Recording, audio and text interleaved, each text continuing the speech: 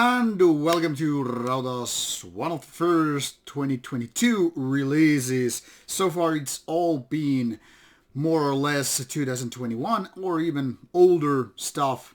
And it seems things are not changing that quickly, so focusing on 2022 releases is not exactly something I can change much. But here we have one of the first ones called Sothoris. This one is from Poland. To give a try to pronunciation this album, Wpieklowstapienie probably went totally south, but here you have it. This one is released by Moorhead Records, out on 6th of January 2022, and this one features fast tempo, intense black. Maybe I won't just open it jewel case because it will just break. But this is a fast tempo and intense death black metal with some 8 tracks, almost 45 minutes in full length. And what can be really said about this album?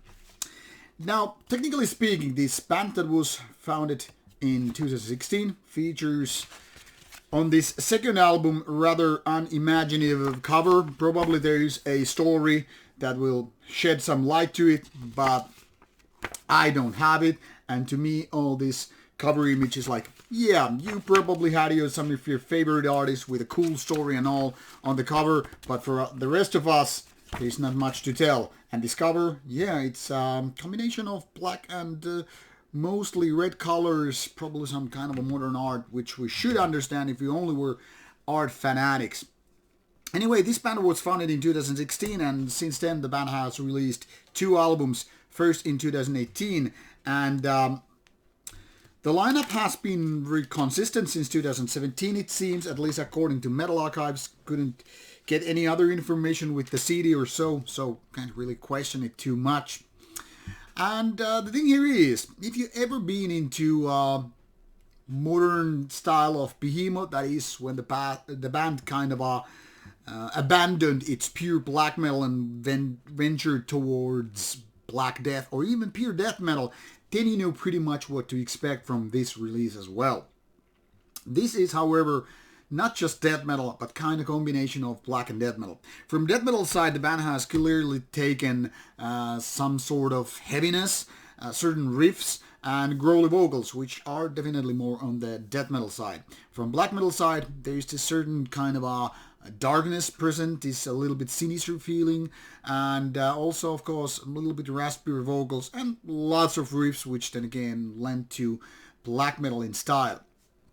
And this kind of combination, when well done, it's pretty cool, and it could be really catchy and memorable on all that stuff. And unfortunately, that is where Sothoris kind of fails. Now, let me get this straight. This album is pretty decent. It's very easy to listen to. There are no big bumps on the road. There are no, foxholes or whatnot where your car is going to crash. There are no, basically, any fundamental problems with this kind of approach. Like I said, very listenable and all that stuff. But where this band lacks its magic, I would say, yeah, it isn't exactly the memorable, catchy, or filled with hit songs or even riffs or chorus parts where you're like, yes, this is the reason why I want to go back to this kind of album. It is very much like through these 8 tracks, you're like, yeah, no problemo. I kind of like the intensity. I like the fast tempo. I like how the band kind of switches between 2 styles. And then after the album has passed, you're like, so that was it. Nothing whatsoever sticks into my brain. And I know some people like to question, like, hey, where do you even need hit songs when we're talking about black metal and death metal? I could go on with a lot of lists, both styles. Be it In the Shadows of the Horns from black metal side, or any song basically from The Mysteries of Sothoris, or a bunch of death metal songs, be it Dayside Morbid Angel, and you get the idea, and you have what it constitutes to be a hit song. And this is where the band kind of fails. Even in comparison to Behemoth, obviously they have quite a head start compared to Sothoris. The thing here is, this is more like a warm-up band. Kind of delivers you a nice album, nice show and all that stuff. But when you're going to ask like an hour later, hey, any songs that you felt like you totally connected with or anything like that, and you're like, not really. They played a great show. It was a nice album and all that stuff. But go beyond that and you don't really have anything memorable. So easy to listen and easy to enjoy, but would I go back to this particular album like in, say, 6 months? Not likely. But an interesting band showing a lot of promise. I would say if only these songs or this kind of songwriting was given even more kind of a thought and, I don't know, maybe emotion even. And this could be it.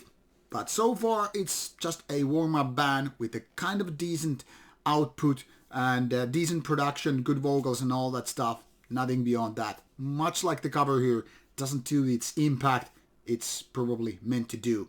But give it a chance and you will find out. Links will be provided in the description box. Now go, and I hope you enjoy it. Take